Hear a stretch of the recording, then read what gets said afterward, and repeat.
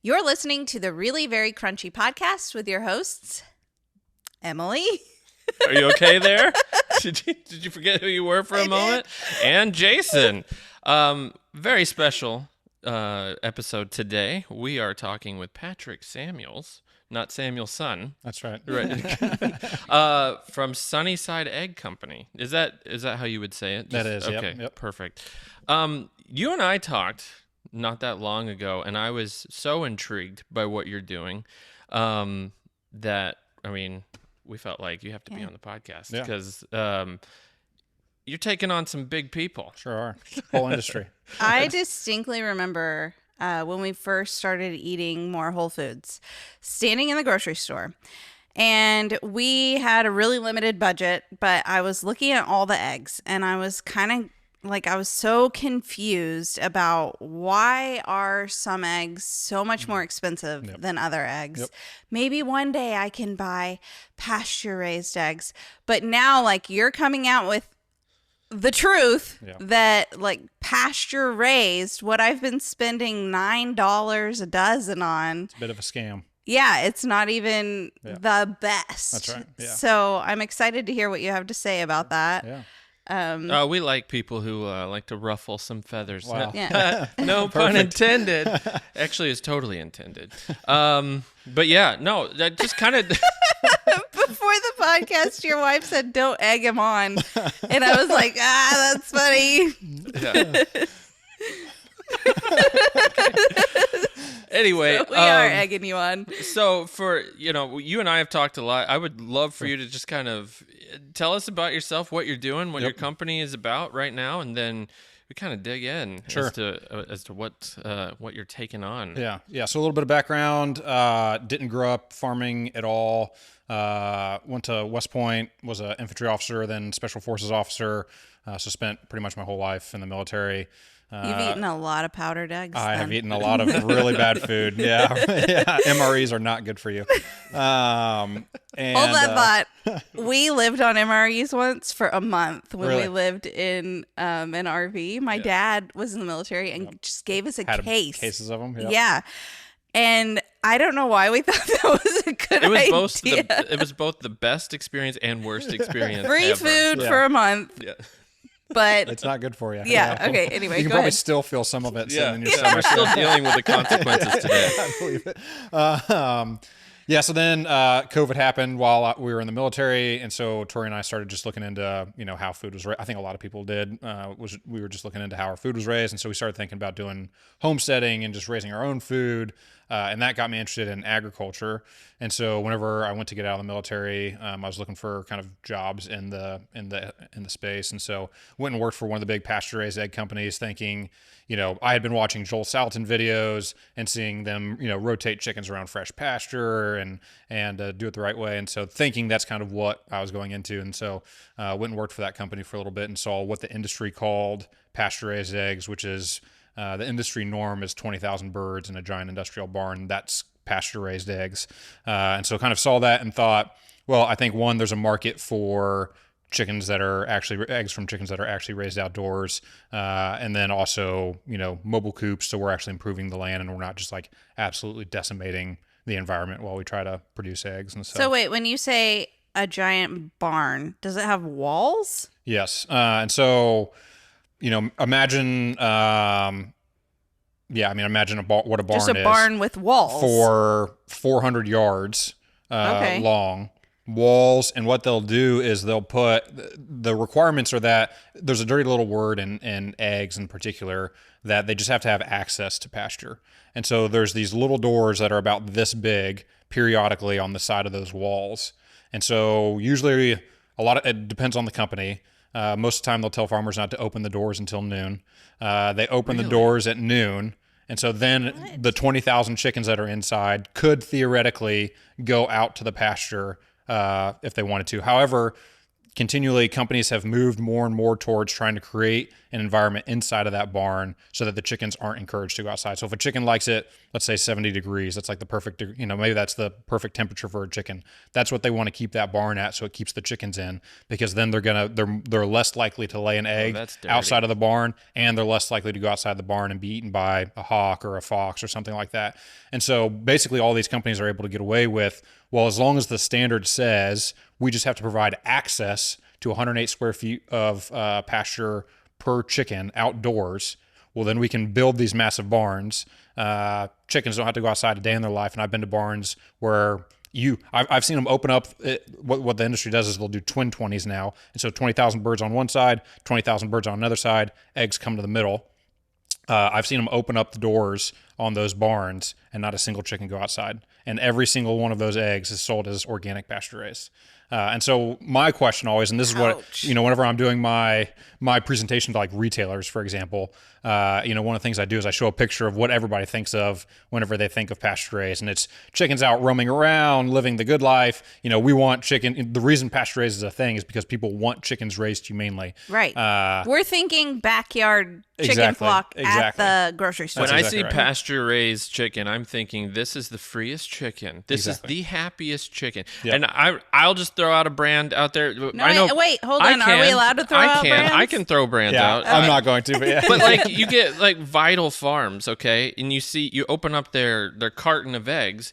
Well, there's a little picture with a card. This hen laid these eggs, and it's like it's its little children. You can it's like, see the farm. Yep. Supposedly, I've never actually. Well, so that was part of the whole controversy back in January of this year. Was that some influencers, they took the numbers off the cartons and they pulled that up on the website, and you could see a giant 20,000 bird chicken barn and no chickens outside, and that was part of the controversy. So they're being transparent, I guess. Accidentally showing, but they, I don't know. Yeah, I don't know what the whole deal was. And another interesting thing about them is somebody actually just sent me their original. They have the insert in their cartons. Somebody sent me the original insert from whenever they first started, and the original insert says something to the effect of the only way to do pasture raised right is using mobile chicken coops, because that's how the whenever they very first started, I guess they started with mobile. And so I have a copy I can send to you. The original insert says something about the only way to do it right is using mobile, and they quickly changed they took that out quick. And so now that's what, again, they're not the only company. There's 15 or 20 of them out there doing it.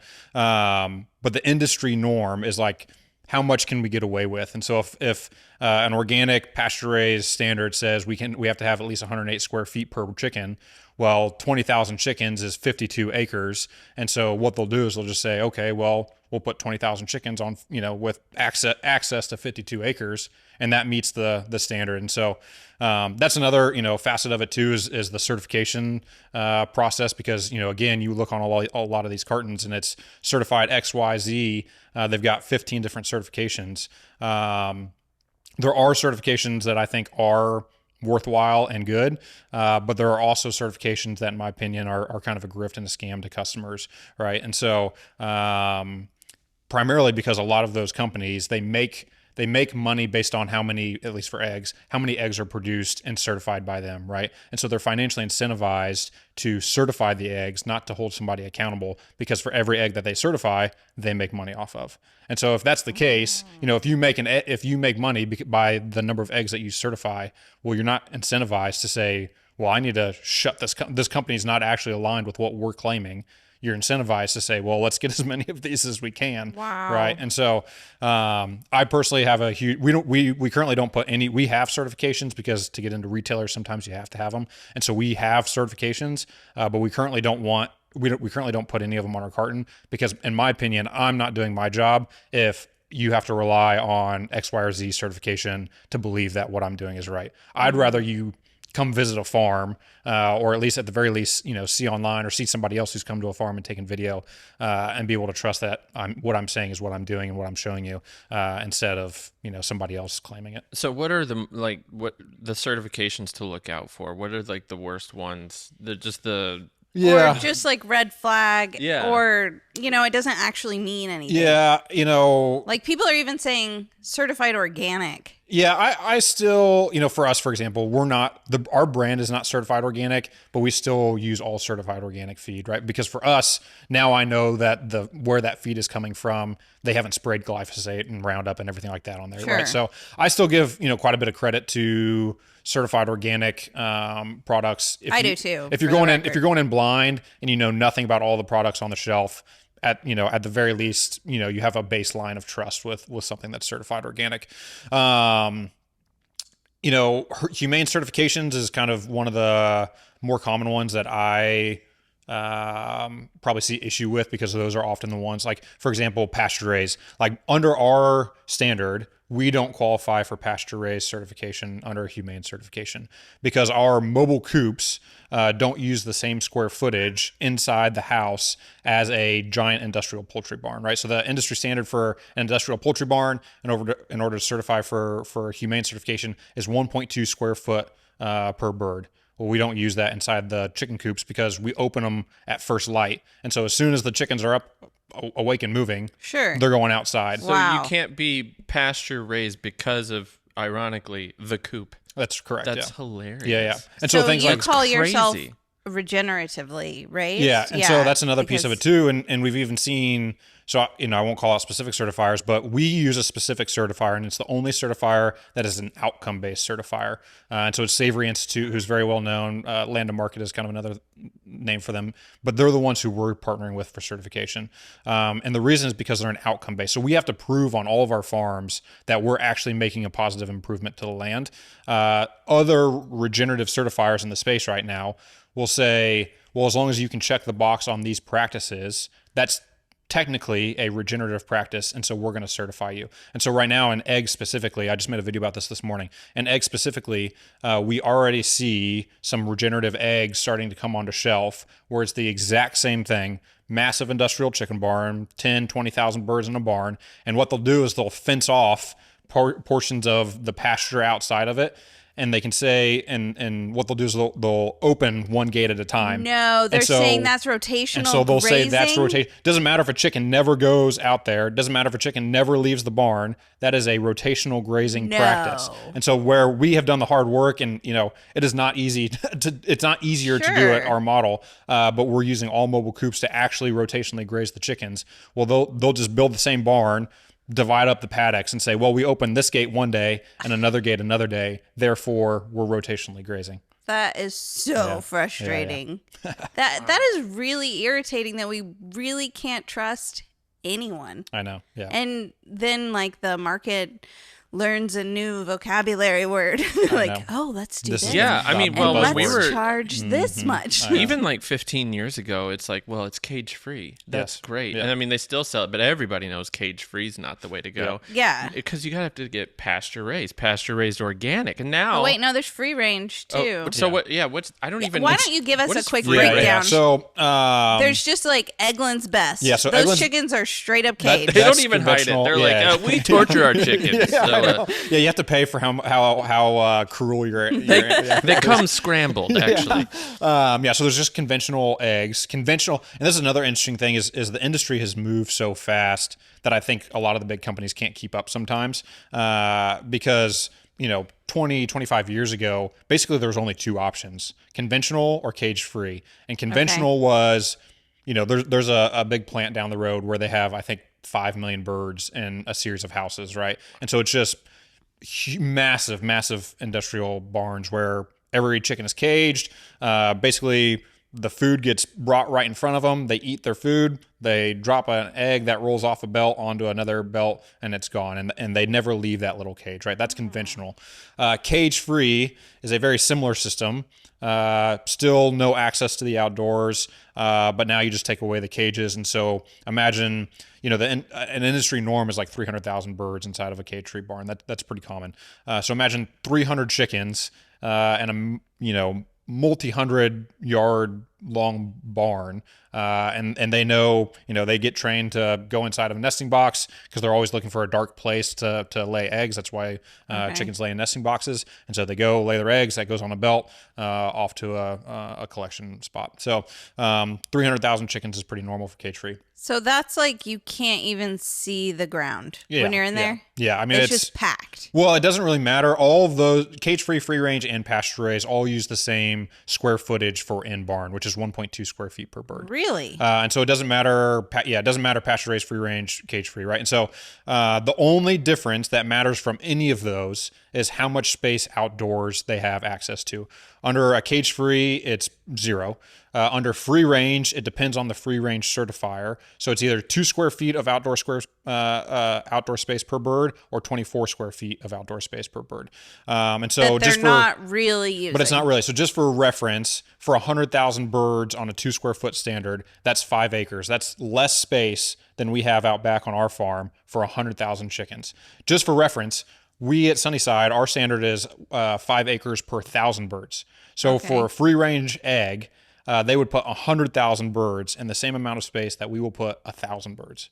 Wow. So it's literally 100 times magnitude difference. Wow. Pasture raised. Are there even enough worms and grubs? No, I mean, they're not going outside. No. And so if you ever go to a free range farm, almost always what you'll see is giant industrial barn and just gravel on the outside. There's no grass, because if the chickens do go outside, they're only going 10 feet outside the barn. That they can only go 2 feet, and so it's just straight gravel. And you even see this in pasture raised systems. Like if I pulled up videos from any one of the major pasture raised companies and we looked at what their barns look like, you can see around the outside of the barn where it's either all gravel or it's just it looks like the surface of the moon, because that's the only place the chickens have gone is 10 feet outside the barn, right?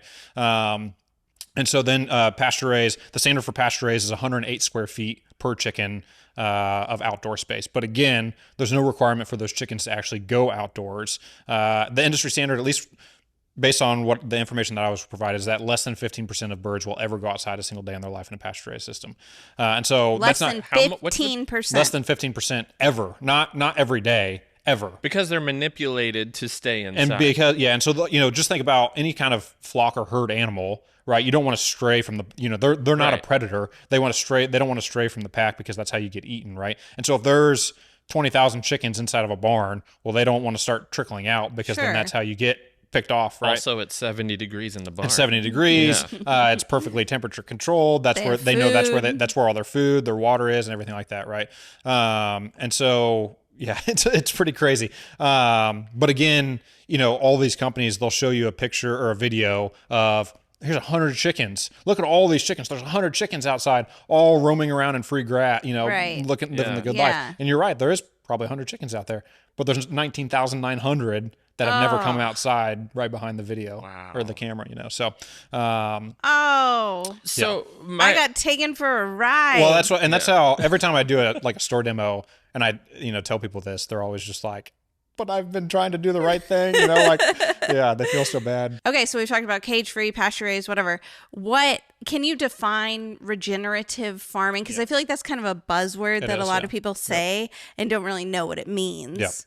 Yeah. So conventional agriculture, the opposite of regenerative agriculture, would be extractive in nature, right? And so if you think about monocrop farming, if you think about giant cattle feedlots, it's a single animal or product, and it's inherently extractive. So you're pulling nutrients out of the land. You're pulling, products out of you're only taking, you're never putting back. And so what that has caused, now is that now you see monocrop, corn, soybean, whatever it is, they have to buy fertilizer and pour it onto the soil every year, buy fertilizer, pour it on the soil, just to try to make sure that those crops will grow. Same thing with, feedlot, where we're pumping cattle full of these, grains and everything like that, just to try to force them to grow in as small of an area as we can, instead of letting them graze around. And it's the same thing with chickens, right? Instead of moving chickens around a pasture, we've dropped a giant industrial barn, destroyed the land underneath it, right? A lot of times I've seen hundreds of farms where they deforest They clear out forest to put a giant industrial chicken barn in, and then they call it sustainable. No. Or sometimes now they're calling it regenerative, right? But they've deforested all this land. They've destroyed the land underneath it, and so it's solely extractive in the way that they think about it. Regenerative agriculture would be an approach where, one, we're trying to replicate nature. So we're, rather than trying to fight against nature and impose our will on nature, we're trying to work in natural systems, and we're trying to put nutrients back into the land, because experts say within 50 to 60 years, basically our topsoil will be eradicated so much that we're not going to be able to grow anything, right? And so we're trying to actively, we always call it farming for the future, not farming for today. If you buy from one of the big companies, you're paying a giant corporation today. If you're buying from Sunnyside, you're funding the next generation's future of farming. So that's what we always think about. We're farming for the future whenever we're putting this nutrients back in. And the way that we do that is, obviously, for us anyways, cattle, sheep, whatever it is, they generally will graze grass down in front of the chicken coops. We bring the coops in behind them. The manure from the cattle is getting scratched around by the chickens. The chicken manure is dropping down in the soil, and all of that is a natural fertilizer down in that soil. And so you can see, if you go out to any of our farms that have been in operation now for a while, you can go out and you can actually see visibly the color change in the grass where a chicken coop was and where it wasn't the previous year. Wow. Because it's such a darker green grass and it's a healthier grass. And so you see, less weeds, you see more native grasses. And so then the long-term effect of that, right, is I know climate change has kind of like gone out the window here recently. Whether we like it or not, the earth is changing. And a large driver of that is our agricultural systems.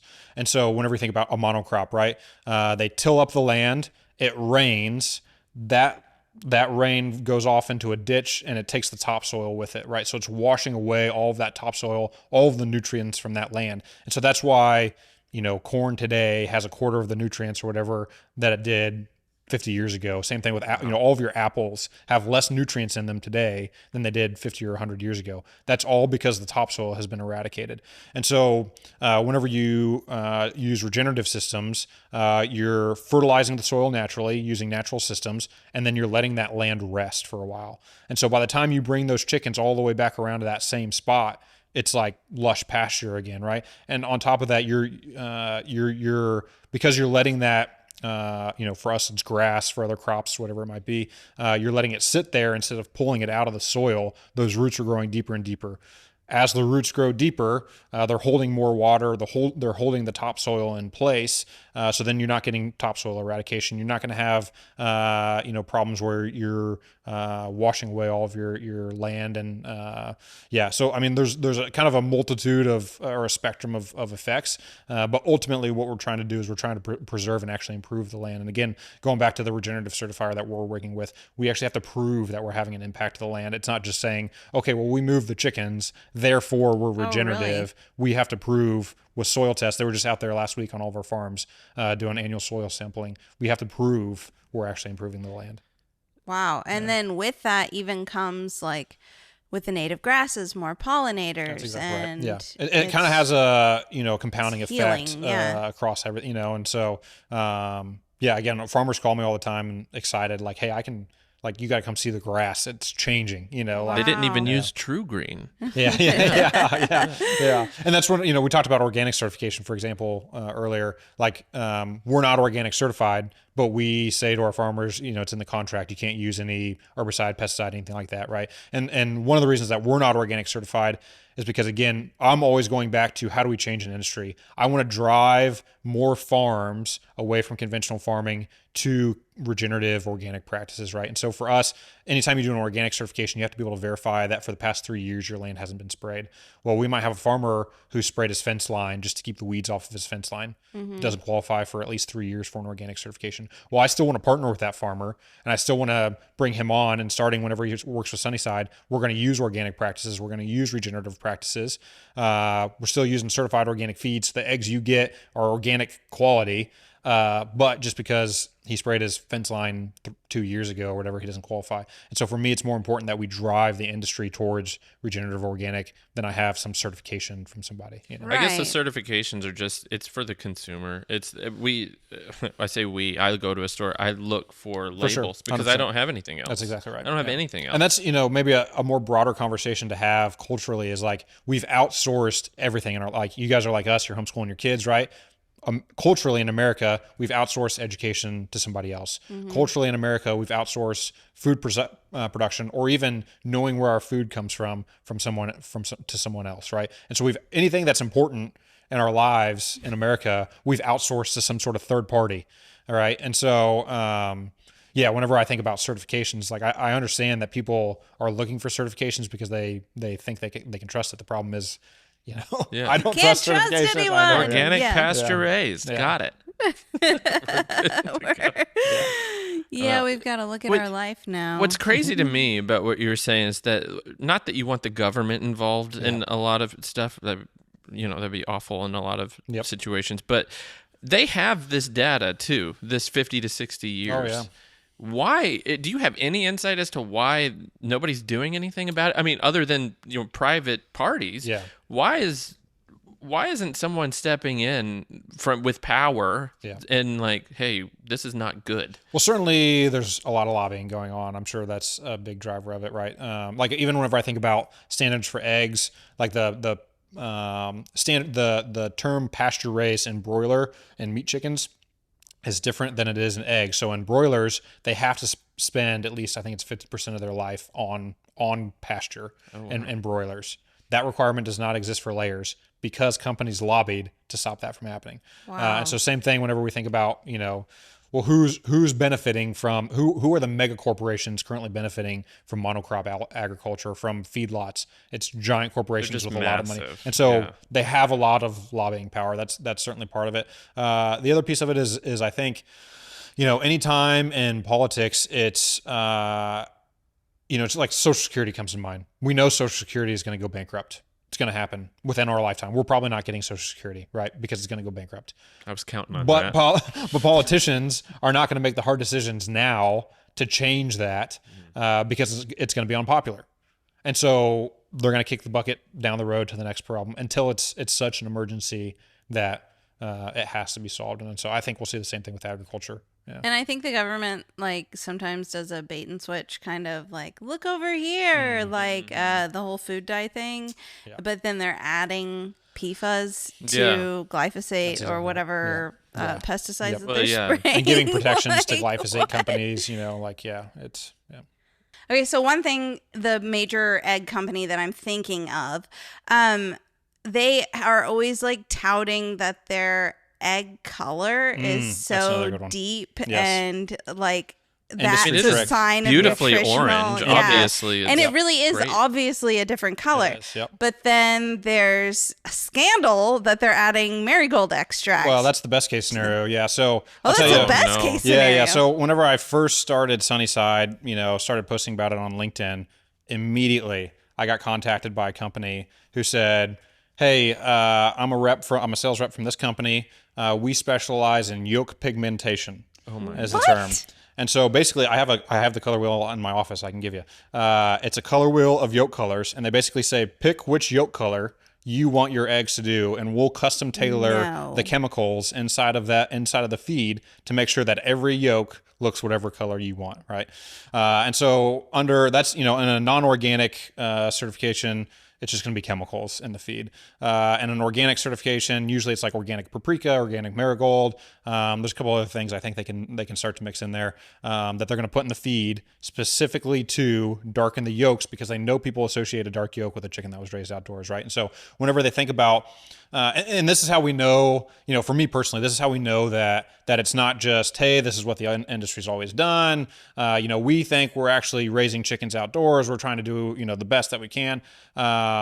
Whenever you start to see practices like that, where they are deliberately changing yolk color because of what they know people associate a dark yolk with, that they know their practices don't match what they're customers want. manipulating. Yeah, they are intentionally deceiving customers, sure. And that's an indicator that it's being done. And again, a lot of these companies, they started, whenever they first started, they were using maybe 3,000 bird barns.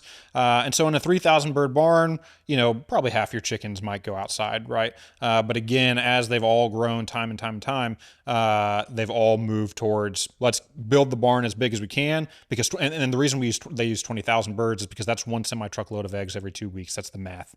And so it's more convenient for them if they just go one truck to one barn, than it is, a bunch of 3,000 bird barns, for example. Like for us, as we grow, we have a bunch of small farms. We have to pay for every stop that the truck makes along the way, right? Yeah. And so it's not the most efficient for us, but for us, it's more important to keep, our values and to make it, the way that we want to see eggs raised than it is to compromise that and go to, 20,000. So you don't manipulate your egg color at all? Nope. So we and how does it compare then? Well, the biggest noticeable difference is that it varies over time, right? And that's really what you should probably be looking for is over time you're going to see changes. Even in a dozen eggs, you might see. I brought some more eggs for you guys. You might see changes or differences just within that one dozen. You might see a difference, but definitely if you keep buying Sunnyside eggs time and time and time, you'll see the egg yolk change from spring to fall to winter because it varies what they're eating. In the spring to fall, they're eating a lot more outdoors. They're eating bugs and grass and that sort of thing. Well, in the winter, obviously, there's less of that, so they're getting more feed, and so it's going to pale. It'll get a little paler in the winter, and then it'll darken back up through the summer. But yeah, really, you just want to see variation. So at least that's what I want. What I would wonder then, so do we know anything about the nutritional value from just your standard egg company egg to even just the pasture raised? And has there been any kind of study or anything done from cage-free standard to cage-free to pasture-raised to regenerative farm? Like, what is the nutritional difference? Because at the end of the day, people might be like, well, I don't care how a chicken's raised, whatever. It's an egg. At the end of the day, it's the same thing. It's protein, right? So that's right. If you know that'd be interesting. Yeah, generally speaking, there's not going to be a huge difference between a conventional egg and a egg from a chicken that's raised in a barn. If it's pasture raised, free range, doesn't really matter. There's not going to be huge nutrition. There may be some if that company is using a slightly higher quality feed, but generally speaking, most of these companies are all using, like for us, for example, we use one of the feed mill. Well, yeah, the feed mill we use, there's a whole bunch of companies that all use that same feed mill, right? So it doesn't matter if, company X and company Y say they have better eggs. If their soybean is coming from the exact same mill, their feed is the exact same, right? Right. And so generally speaking, there's not going to be a big change between, cage-free and pasture-raised because they're both going to be coming from a chicken that's raised in a barn. When you start to see nutritional density differences is whenever the chicken actually goes outside, because now it's getting more nutrient-dense foods. Because inherently, for a chicken, a bug is more nutrient dense for that than just, ground up whatever your feed is, right? And so you see higher levels of vitamin A, vitamin D, vitamin E, choline, and 6-to-3 ratios is kind of another big point right now. Omega 6-to-3 ratios, right? So omega 6s are bad, omega 3s are good. I might have that flip, but I think that's right. And so, what you want is a low 6-to-3 ratio. So in a regenerative system where chickens are actually raised outdoors, you might see a 6-to-3 ratio of like 5-to-7, and a conventionally raised chicken, it might be like 30 or 40. And so a lot of times these bigger pasture raised and free range operations will test closer to conventional than they will to something that's actually raised outdoors. And so like our eggs right now, I'm waiting on test results from Edacious right now for testing on our eggs. And one of the things we did, there's a big demand for corn and soy free because of the 6-to-3 ratios. Although, in my opinion, in a flock that's truly raised outdoors, it doesn't really matter if it's corn soy free or not. You're going to see lower 6-to-3 ratios just because they have a greater variation in their diet. Right. But because there's so much customer demand, we switched to a corn and soy free diet a couple months ago, and so now all of our eggs are corn and soy free too.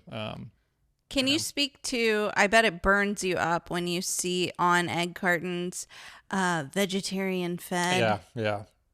Like chickens aren't vegetarian. No, they're not vegetarians. So where did that come from? Do you know why anybody would want that? I guess like thinking vegan is healthy. That's I don't know for sure where the sort of origin of that was. My guess is that it was actually retailers who were saying, we want no animal derivatives in our feed, back when that was kind of a thing, back when vegan and vegetarian was kind of thought of as like the epitome of health. Okay. People were moving away from animal derivatives. And so my assumption, I could be totally wrong about this is just me guessing, is that that came from retailers saying, hey, we want we want eggs with no animal derivatives. And so like for us, for example, whenever we do a corn and soy free feed, in order to get the protein levels to the adequate amount, sometimes we'll put like a very small amount of fish meal in there. And so Okay. that's coming from, obviously fish, which is a animal derived protein. And so ultimately that's better for the chickens because they're omnivores. They're not supposed to be vegetarians.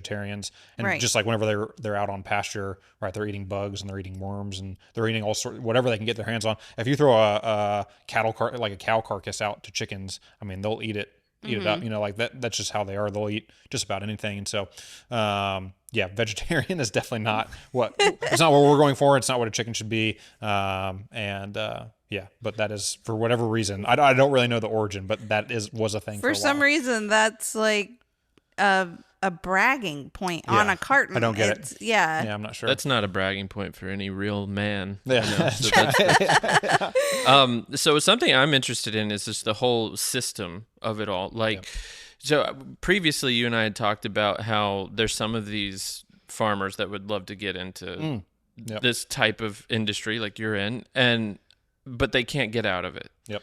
And it's like these bigger companies have their hold on these people. That's exactly right. And I didn't know if you could speak to that. And like, I mean, some of them are your friends, I'm sure, right? For sure. Yep. Obviously, there are other people like us who are doing mobile pasture raise on small individual family farms, but nobody in the industry has tried to scale mobile pasture raise, regenerative eggs raised like this. And so if you're a small family farm, you've got 25, 30, 40 acres, and you wanted to produce eggs, that's what you wanted to get into, there was only one option for you. It did not matter. This is what I always talk about. There's only one industry production model right now, and that's massive industrial barn. It doesn't matter if you call it cage-free, free-range, pasture-raised. At the end of the day, you have to build a giant industrial barn. And those barns are incredibly expensive to build. So right now, if you're going to build a 20,000 bird barn, it's going to cost you somewhere between $1.5 million and $2 million to build that barn with all the equipment necessary. What? Good grief. And so imagine you're a farmer and you're like, hey, I want to get back to living on the land. I want my family to have a farm to raise. We really like, we want to produce eggs. That's what we want to do. There's only one option for you. Build a giant barn, go $2 million in debt. And so for the past, 30, 40, 50 years, farmers have only been locked into that one option. And so because of that, whenever a company signs a contract with somebody, they'll sign them for, maybe 5 flocks. It's like 7 to 8 years. Well, the bank's going to look at that and say, well, you have to make payments over the next, 20 or 30 years, maybe 15, depending on your loan. And so that farmer is locked into that system, no matter what. They're locked in because now they have $2 million of debt wrapped up in this giant industrial barn. Well, now we're coming to farmers and we're saying, hey, you can actually cash flow similarly to a 20,000 bird barn with only 3,000 or 4,000 birds on your property because the upfront cost is so much less. For $150,000, you can start an operation with us on only 15 acres versus 52 acres and $2 million, right? And so, I mean, just in the time that you guys went to go get the cameras and came back, I had 2 farmers call me interested in working with us. We've got a list. We've got a list of over 200 farmers that are ready to pull the trigger with us.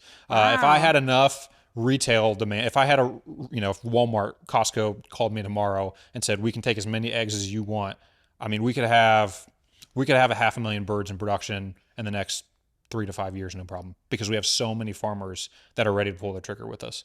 And the way that we do it, or the way that I do it, is I recruit by community generally. So I'll have somebody call me and say, hey, I saw what you guys are doing.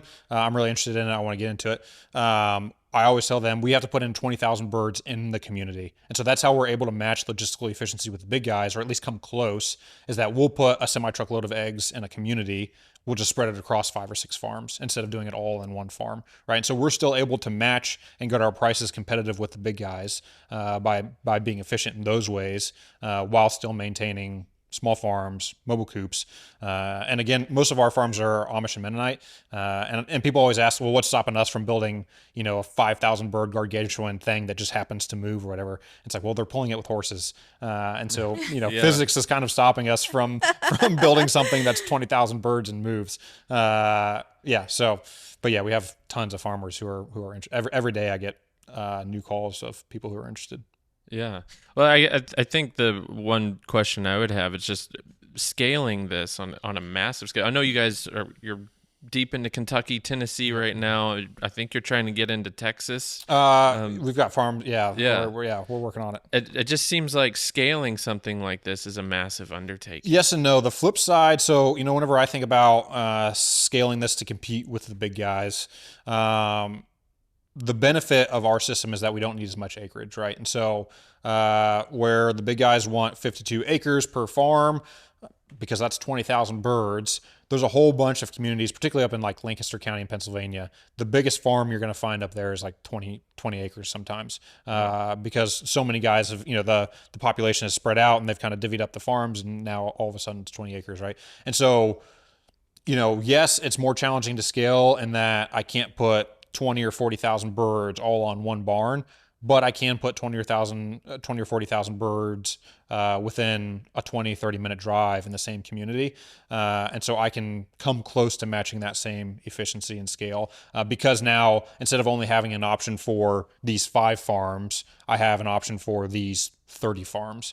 And so, yeah, we're actually able to, as we look at how we scale this model, bringing on a lot of small farms instead of just a few really big farms is kind of our method. Have you faced a lot of opposition so far by any of the bigger companies? Oh, yeah. I would say, well, yes and no. Whenever the whole fiasco went down earlier this year with eggs and stuff like that, we had a mill that we were buying feed from with our farmers were buying feed from. That mill called me and said, "Hey, we got to stop selling you feed because of everything that's going on." And they didn't get into specifics. Wow. I know who their number one customer is. It was and they threatened them. I don't know. I just know that I got a phone call that said they weren't going to sell us feed anymore because of what was going on with a large producer. But the actual biggest hurdle that I would say we run into is educating. It's not consumers, customers. Every day I have customers reaching out saying, "Can you sell in our local Sprouts, Whole Foods, whatever it is?" Customers want the eggs. We have no problem getting farmers who want to partner with us and raise eggs this way. The industry in between is retailers. And that's where I actually find the biggest education gap. And so whenever I go into retailer meetings, I'm explaining what we're doing, and they're saying, "Well, yeah, we already have 8 or 10 different pasture-raised brands." Right. Sure. And it's like, no. I know they showed you a video that had 100 chickens outside. Yeah. This is not what they're doing, Right. And so that is actually the pain point for us a lot of times is getting a meeting with a retail buyer and trying to make sure they really understand what they've been buying and selling as pasture-raised is factory farming. And we're trying to scale a model that is what customers actually want whenever they buy pasture-raised. Price-wise, how does it show up at the retailer? Yeah. In comparison. Here locally, I think we're on shelf for like $8.49 in Sprouts, for example. So we're cheaper than an organic egg from the big guys, right. Or at least on par. Yeah. We're looking at like some West Coast distribution. Again, same thing compared to out there. I mean, we're like dollars cheaper to some of the organic options out there. There's a lot of probably reasons for that. We don't have any overhead, for example, or we have very minimal overhead. But I also, we can sell eggs for under $10. So my personal opinion is I want our product to be available enough that, if I were going to the store, I could buy it. I don't want people to have to make $250,000 a year to be able to afford our eggs. Right. And so, could we charge $12 for our eggs? I'm sure we probably could. But my goal is to try to keep it, as affordable as possible. Have you seen a little bit of that? Like I know a couple of years ago, there was just, eggs went crazy high in price. Is that just the companies taking an opportunity? They see something, or is there actually like an egg shortage? I kind of wonder because they're already doing dirty practices, obviously. Yeah. And so what else are they doing? Like, you see $9, $10 eggs. It's like, really? Yeah. I mean, So I already feel that in other Yeah. holistic spaces, the packaging has gotten smaller Yep. and the products have gotten more expensive. you feel like it's just because, oh, yeah, hey, we're at war now. We should just, raise prices for a yeah. dollar or two. I think it's a little bit of both. Personally, whenever I look at like last year when commodity eggs, just conventional eggs, went to $8 or $9 a dozen, I think there was definitely some artificial inflation going on there where there was a little bit of a crisis from some of these big million bird barns having bird flu supposedly got into them, and they had to depop those birds. I think there's a little bit of taking advantage of that situation, but like for us, like it didn't cost me more to get eggs to shelf, so I never changed prices. Yeah. Through all of that, Wow. like I wasn't gonna crank up double our prices just because Just I could. because, yeah. And so because of that, we got onto shelf in a lot of places really fast because I just said, well, this is what it cost me to produce an egg. Here's enough margin for me to live off of. That's what I'm going to sell them at. I'm not going to add, $5 a dozen because I Right. can. The other piece of that is I will say, whenever I think about things like war in Iran, right? Yeah. Those do affect egg prices because the gas prices affected. And so for us, gas prices hit us whenever, just think about, okay, the farmer we use a lot of peas and wheat in our feed. Okay, well, it costs more to run that combine to collect those peas and wheat. It costs more to get the peas to the mill. It costs more to get the actual peas and wheat once it's all mixed together to our farms. It costs us more to go pick up all the eggs on the farm. It costs us more to get the eggs from our packing facility to a retailer. Now, right? So about every time fuel increases in costs, there's like 6 steps inside of our pipeline, inside of our supply chain that now affects price increases, right? Even cartons, right? Like the egg cartons, to get the egg cartons from the manufacturer to us, all of that costs a lot more money. And so I think it's a little bit of both. I think there was some manufactured inflation there, and then also, prices have gone up. So. This is totally off topic. We'll get back to it. But Yeah. have you seen the reel of the guy who's doing something with a major news station, and then his little kids bust in the door, and his wife is like so embarrassed that I is that think a like, can you see the situation kids just in there? happened. Yeah. Your Tori's wife probably was, like chasing them running down. to the- Yeah, I believe it. Yeah. Oh, that's amazing. He can capture that. It's crazy though to feel like you can't trust anyone. I know, and that's what I just recently changed our Instagram to like the first line on our Instagram bio is eggs you can trust, because I feel like for me that's what it felt like whenever I saw the behind the scenes in the industry. It was just like, oh man, I can't trust any that's why we raise our own food. I've got a steer, butchered steer in the freezer right now because that's what we started with. Was like we wanted to produce food for our kids that we trusted, and that's how we came about. This wasn't like me sitting in a room like, man, I wonder what industry needs disrupted right now from a business standpoint. How can I be an entrepreneur and like start something that scales great? Like how can I become that's not how we started. We started because we wanted to feed our kids eggs that we trusted, food that we trusted. And so that's what, whenever I think about how I'm talking to customers and everything like that, it's like, that's what comes to mind for me is these are eggs that you can trust. Whenever I say it's raised from a chicken outdoors in a mobile coop, it's fed corn and soy free organic feed, that's what it is. Because I've gone to every farm and made sure that's the way it's going to be. So I have a question for you as someone who's kind of starting on the ground level, and I see all these companies that they really have good intentions. Yep. They seriously do. I'm thinking about like Siete right now. Yep. It's a small family business, but then Pepsi approaches them and they're like, we'll pay you this amount. How can you say no to that? Like, what is your plan in the future? Do you ever see yourself? I mean, I don't. Well, there's a lot of companies that like they start to get bought, and that's kind of the dream. It's like, well, if they can just write us a check for $10 million, we're out. Two things on that. I think one, whenever we first started this, I kind of told myself I'm going to build this for 10 years and just see where it goes. So I've built that within mind.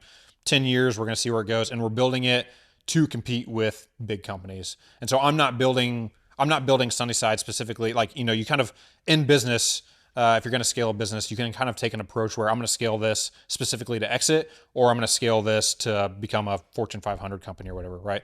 And so every decision we make with the intent of, I'm going to scale our model to compete with the big guys. And so we want to maintain, all of our values and still compete at that level. That doesn't happen if I build the business specifically to try to look for an exit. So that's part of it. I think Pasture Bird, for example, comes to mind. Like, if you don't know, do you guys know who Pasture Bird is? No. So they're a broiler company, meat chicken company. Started the exact same way. It's a veteran who started using mobile coops on small scale. Paul Grieve is his name. They started getting bigger and bigger. They started doing direct to consumer. They're in Sprouts nationwide. They got bought by Purdue, but Paul stayed on as the CEO. Oh, nice. Right. And so they got the benefit of all the infrastructure that Purdue has when it comes to processing chickens and retail relationships and placement. And they got all of those benefits, but Paul stayed on board. His heart is still there. And so he's still the one, checking to make sure everything's up to standard. Very cool. And so, whenever I've thought about how do we grow and what does that look like, Pasture Bird, shout out to Paul. That's kind of been the model that I think of for us, because there's nobody doing it in layers right now. Paul kind of dominates the space in broilers and meat chickens. I kind of see us as the alternative in layers. And the other piece of that is, we do have investors. We've brought on investors in order so that we can grow. Because if this was, if I tried to, like, we're adding 20,000 chickens this week. Wow. If I had tried to do that out of pocket, I would have dumped my entire life savings and it would have been an even bigger risk than it already is. But we try to find investors that match our values, right? And so we try to find whenever we think about who we're going to kind of let in to help invest. I'm not bringing on people who are specifically driving us to sell our company in 2 years, right? Or cut costs, or cut corners. Yeah, that's exactly right. And so that's what, and I will say, for all of our investors, I don't think we've ever had a conversation where somebody's like, well, yeah, but we could save, 5 cents a dozen if we did X, Y, or Z. Like, nobody has ever. And I maintain vast majority control. That's another piece of it is we'll probably never sell. We'll never get to a point where we control less than 50%, so that I always have majority control. And I'm always the one at the end of the day making the decision. So, hopefully that answers your question. But we've tried to make sure we structure ourselves, even as we grow and we do start to bring on investors, for example, that we've structured it in a way that we maintain our values, and that doesn't change, So what is your process when you're accepting a farmer as a farmer for your eggs? Do you go to the farm? You have to inspect everything? And why are farmers driven to want to work with Sunnyside Egg Company? A lot of reasons I think that they're driven to work with us. One, ideological alignment's number one. A lot of communities nowadays, particularly Amish and Mennonite communities, they're familiar with Joel Salatin or John Kemp for some of these big names in regenerative agriculture, and they've kind of recognized that's the way they want to produce.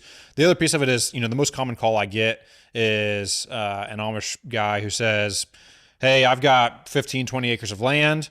Currently, we're not doing anything with it other than cutting hay off of it. I've got 5 kids at home with nothing to do. I'd like my family to kind of have some extra income, work for my kids, because that's part of the culture, Right, yeah. If you compare it to sort of normal American culture, it's like, well, how can I make sure my kids do as little work as possible? Or whatever. Right. They're the opposite. They want their kids to have that work ethic.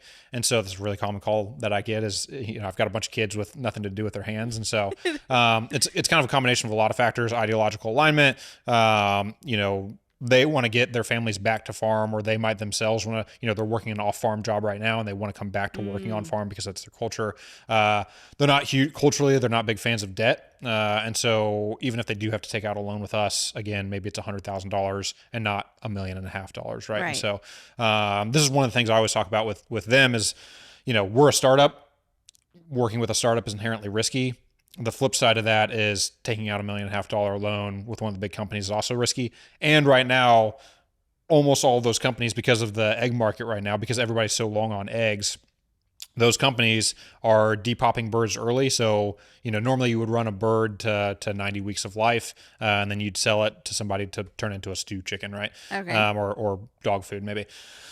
right now those companies are taking birds out at like 30 to 60 weeks. They're taking them out way early. And so the farmer loses out because he doesn't get as much money for the birds. But they're so long on eggs that they're just depopping those birds early. They're cutting, they're buying out contracts early. And so that's what we have friends who, one of the big guys basically went to him and said, hey, we'll buy you out 6 months early just to not have the eggs on hand. And so then they bought out that contract. Well, now they have no contract with anybody, right? Because they just bought, one of the big companies went to them and bought it out, right? And so now you've got a big industrial chicken barn and you've got payments you got to make every month. But one of the big guys just, closed out their contract and nobody else is picking up new farmers because everybody's long on eggs. So now you're sitting with $1.5 million chicken barn, no chickens in it, and no income coming in, right? So to me, that's a way bigger risk. Even though you're going with a company that's been around for 15 or 20 years, that is a way bigger risk than, let's say you go with us and we're a brand new startup, but at the very least you have your monthly payments, are doable. If everything goes south, you can make those monthly payments by getting another job or something, but it's not gonna bankrupt your farm, so. For sure. To me, it's in my personal opinion, our model is, it's what customers want. It's how farmers want to produce. It's the model we all think of when we think of small American-grown, farming. It's just getting the eggs from the farmers who want to do it to the customer who wants it is the big challenge right now. So are you planning on, you're obviously very passionate about regenerative farming and rotational grazing. Yeah. So are you planning on trying to expand beyond eggs for the benefits of those things? You know what I'm trying to say? Yeah. So almost all of our farms already use multi-species grazing, right? So they already have products on farm. And this is another point, to your question about farmers is, let's say they have guaranteed revenue from us. That gives them the ability now to take a risk and buy cattle, and now they can get a cattle operation up and running too. That might not be as guaranteed, but at least they have the guaranteed income from us, so they can take a risk on something like that.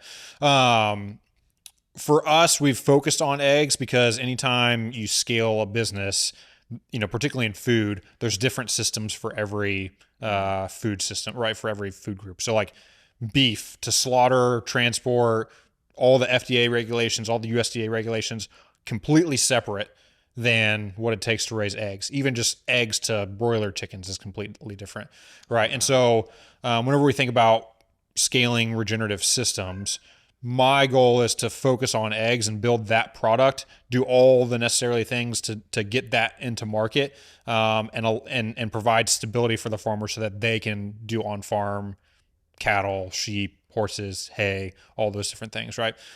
In the long run, I think there's probably a place where we start to get into some of those other products. But I think for us, it's more important to focus on scaling one system, right? And kind of dominating the market in that system. But you're becoming kind of a puzzle piece for those farmers to make a healthy farm happen. That's exactly right. Yep, that's exactly right. Very cool. Yeah. I mean, there just seems to be a big growing movement, and it seems like it's kind of been slow to start because you've always had a health movement. Mm-hmm. Yeah. People are always looking for, and you have pasture raised to answer that, quote unquote, but it's really cool to see, people like you, Joel Salat, and one guy from White Oak Pastures. I think he's Will Harris. That is becoming, it's almost like this movement of, all that's great. Here's the real movement. And it's all really, that's kind of vanity. I don't think it starts out that way though. I feel like people are legitimate, like some of the big companies. I mean, they used to have that little card in there. It's like, we think it should be this way until we want to. So obviously, I wouldn't ever want you to diss on small farmers because you started out as a small farmer. But what is your advantage of getting your eggs versus the dude down the road who puts eggs in a little roadside stand? Obviously, that's not even capable of producing enough for a large scale. So maybe you're not you wouldn't call those your competition, or not really. No. I think about this as Sunnyside to me is a way to change the industry. The industry. Yeah, that's my goal, and that's Right. why. And so whenever I think about getting on shelf and our competition and everything like that, I'm thinking, okay, how do I drive the industry to use regenerative systems? How do I do that? The little guy down the street, that's not who I'm. Yeah, who I'm, he's like, only thinking like about. making 5 dozen. Yeah, and a just for day example, or- like we skipped the sort of farmers market stage of the business. Like Right, that's kind of what I was getting at. yeah, Yeah. because I don't see. We've been doing farmers markets for however long in this country.